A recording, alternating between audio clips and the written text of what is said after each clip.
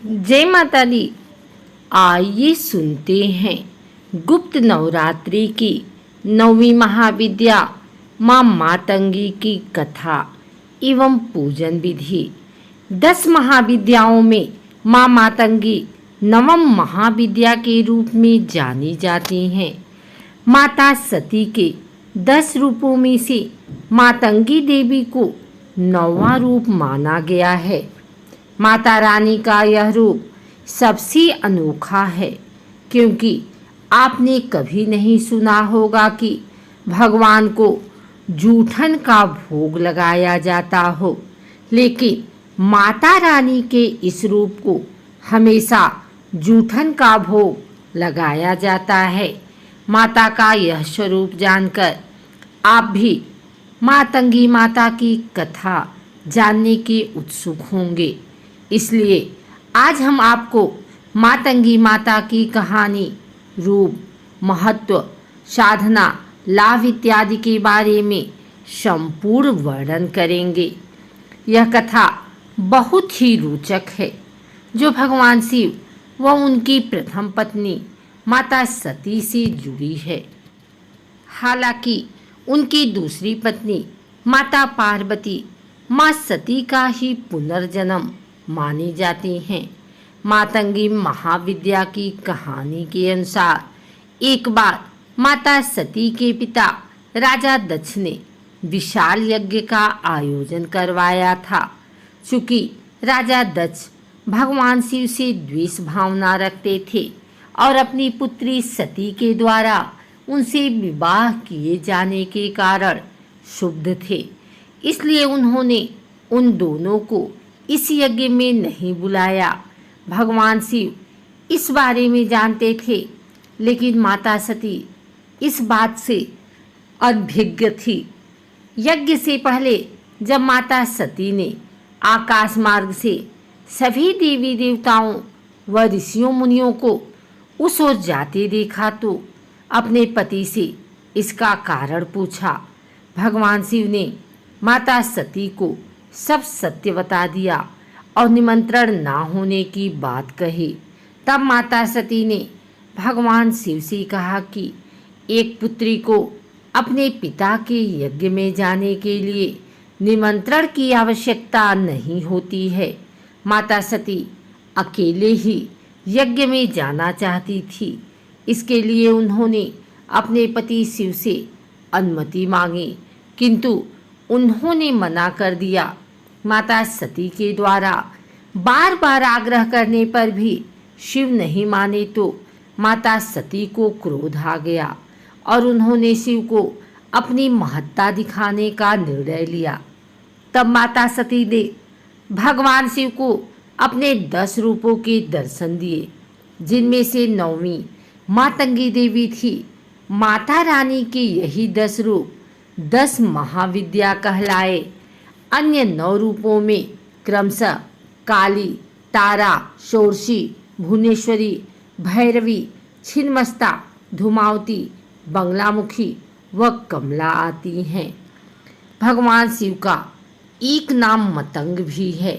उनकी पत्नी होने के कारण माता रानी के इस रूप का नाम मातंगी माता पड़ा। मातंगी से तात्पर्य माँ दुर्गा व माँ सरस्वती के रूप से भी है। माँ का रूप कई अर्थों में माता सरस्वती के समान है, इसलिए इन्हें तांत्रिक सरस्वती के नाम से भी जाना जाता है। माता रानी एक सोने से सुसज्जित सिंहासन पर विराजमान है। उनका वर्ण गहरा हरा है तथा उन्होंने लाल रंग के वस्त्र पहने हुए हैं। सोने के कई आभूषण भी माता रानी ने धारण किए हुए हैं। उनके सिर पर एक मुकुट है, जिस पर चंद्रमा सुसज्जित है। उनके केस खुले हुए हैं तथा 3 नेत्र हैं। माता रानी के 4 हाथ हैं, जिसमें उन्होंने तलवार, फंदा व अंकुश पकड़े हुए हैं। एक हाथ में अभय मुद्रा में है। माता रानी के कुछ अन्य रूपों में उन्हें दूसरी वस्तुएं पकड़े हुए दिखाया गया है, जैसे कि खड़ग, जपमाला या पुस्तिका इत्यादि। उनके सामने माँ सरस्वती के समान बीड़ा रखी हुई है। इस कारण उन्हें कला व संगीत की देवी भी माना जाता है। माँ के कुछ चित्रों में उनके 4 से अधिक हाथ दिखाए गए हैं, जिनसे वे बीड़ा को भी पकड़े हुए हैं।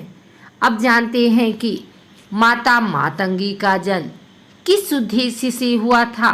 माँ सती ने अपनी विद्याओं में से एक रूप माता मातंगी का दिखाया था, लेकिन उनका असल में प्राकट्य कैसे हुआ था, इसके बारे में जानना भी आवश्यक है, ताकि उनके बारे में अधिक जाना जा सके।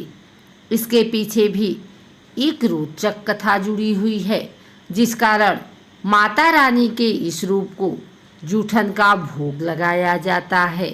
दरअसल एक बार भगवान विष्णु माँ लक्ष्मी के साथ कैलाश पर्वत भगवान शिव व माता पार्वती से मिलने गए।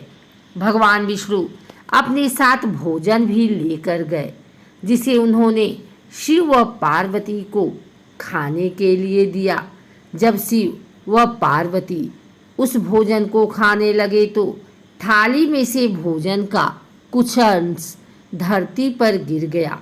भोजन के उन्हीं जूठन अंश में से माँ मातंगी का जन्म हुआ। इसी कारण माता रानी के मातंगी रूप को हमेशा जूठन का भोग लगाया जाता है। जूठन में से उत्पन्न होने के कारण उनका एक नाम उच्छिष्ट मातंगिनी भी पड़ा, अर्थात जिसे बचे हुए भोजन या जूठी का भोग लगाया जाए। माता रानी के साधना से क्या होता है लाभ। चूँकि माता मातंगी का यह रूप माता सरस्वती के समान है, इसलिए इनकी साधना करने से हमें माता सरस्वती की पूजा के समान लाभ भी मिलते हैं।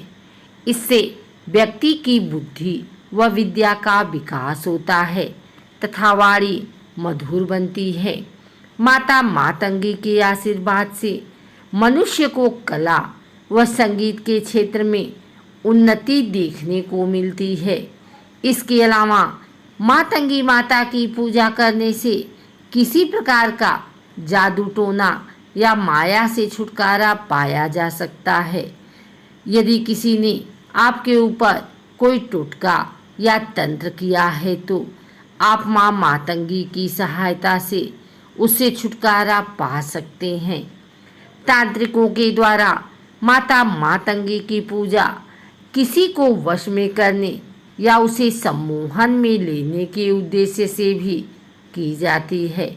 माता रानी के इस रूप की पूजा आम भक्तों के द्वारा कम व तांत्रिक व साधुओं के द्वारा मुख्य रूप से की जाती है। माता मातंगी महाविद्या की पूजा मुख्य रूप से गुप्त नवरात्रि में की जाती है। गुप्त नवरात्रि में माता रानी की 10वीं महाविद्याओं की ही पूजा की जाती है, जिसमें से 9वें दिन महाविद्या मातंगी की पूजा करने का विधान है।